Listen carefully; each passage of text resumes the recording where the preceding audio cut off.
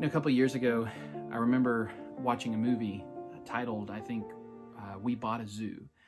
And Matt Damon was starring in the film. I don't really remember much of the movie, but I do remember one particular scene. It's with Matt Damon's character, and who I think was his son, who was having an issue at the time. And Matt Damon says, sometimes in life, all it takes is for you to have 20 seconds of insane courage, and I guarantee something good will come from it. Now, I don't remember much of the movie, but that line and that thought always stuck with me. How often are our efforts, good efforts, hampered by fear? We don't say things that we should say because we're afraid of people's reaction, even things that we know need to be said.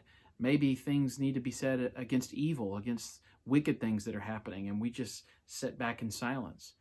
Fear keeps us from being intimate with others, from saying, I love you to the people that we love the most when we have the time.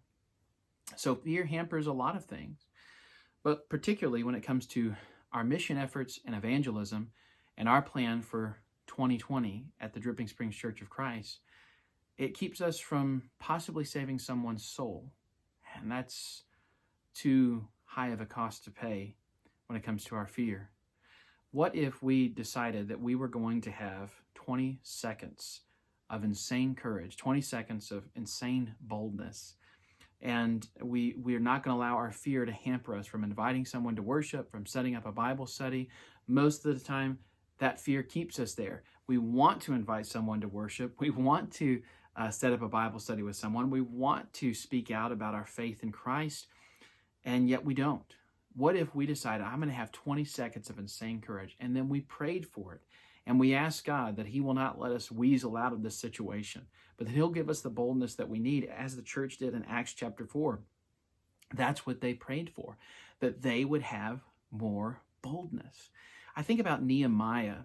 In Nehemiah chapter 2, Nehemiah is standing before King Artaxerxes, and he's standing there as the cupbearer, but the king can see that he is sad.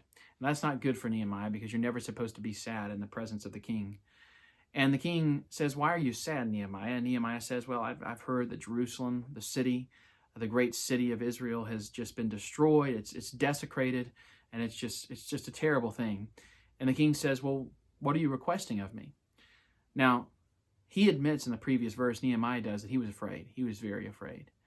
And he could have allowed his fear to overcome his request. He could have said, I don't want to bother you. This is below you. I don't want to worry you about it. But he didn't. It says after that, he prayed to the God of heaven. Now, that must have been a quick prayer because he's standing in the presence of the king. But he might have simply said something like, God, be with me. God, give me the boldness that I need to say what needs to be said. I don't know what he prayed. But that prayer influenced the action that followed. And he asked if he could go back to Jerusalem and help rebuild it. That's exactly what he did. Can you imagine what would have happened if Nehemiah would have allowed fear to overtake him in that moment? If he wouldn't have had those 20 seconds of insane boldness, his entire nation would have suffered. But because he was willing to take that burden, because he was willing to take that chance, something good happened. Now, I can't guarantee you that every time that you invite someone to worship, they're going to come, or that you're always going to receive a positive reaction.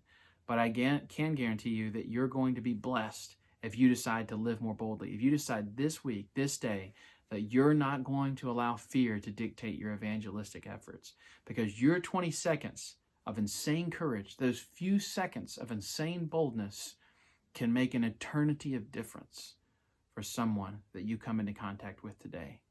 And that's our challenge. That's what we're trying to do.